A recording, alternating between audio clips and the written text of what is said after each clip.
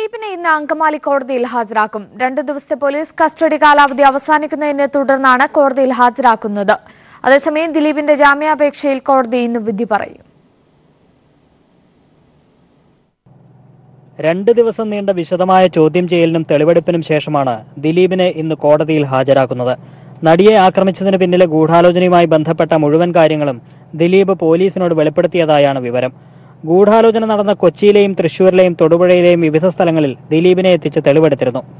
അതേസമയം ദിലീപിന്റെ ജാമ്യാപേക്ഷയിൽ കോടതി ഇന്ന് വിധി പറയും. പോലീസ് തനിക്കെതിരെ കോടതിയിൽ നൽകിയത് കൃത്രിമ തെളിവാണെന്നാണ് ദിലീപിന്റെ പ്രധാന വാദം. വ്യക്തമായ തെളിവുകളില്ലാതെ അറസ്റ്റ് ചെയ്യരുതെന്ന സുപ്രീം കോടതി നിർദ്ദേശത്തിന്റെ ലംഘനമാണ് ദിലീപിന്റെ അറസ്റ്റെന്നും സംശയത്തിന്റെ പേരിൽ മാത്രം ഒരാളെ അറസ്റ്റ് ചെയ്യുന്നത് നിയമവിരുദ്ധമാണെന്നും ജാമ്യാപേക്ഷയിൽ പറയുന്നുണ്ട്. എന്നാൽ ജാമ്യാപേക്ഷയെ പ്രോസിക്യൂഷൻ എതിർത്തിരുന്നു. ഗൂഢാലോചനയിൽ കൂടുതൽ അന്വേഷണം നടത്താനുണ്ടെന്നും ദിലീപ് പുറത്തിറങ്ങിയാൽ സാക്ഷികളെ സ്വാധീനിക്കാനിടയുണ്ടെന്നും പ്രോസിക്യൂഷൻ വാദിച്ചിരുന്നു. ഇതിനിടെ പൾസർ സുനിയുടെ മുൻ അഭിഭാഷകൻ പ്രതീഷ് ചാക്കോയെ ഉടൻ കസ്റ്റഡിയിലെടുത്ത് ചോദ്യം ചെയ്യും. News bureau, Kochi.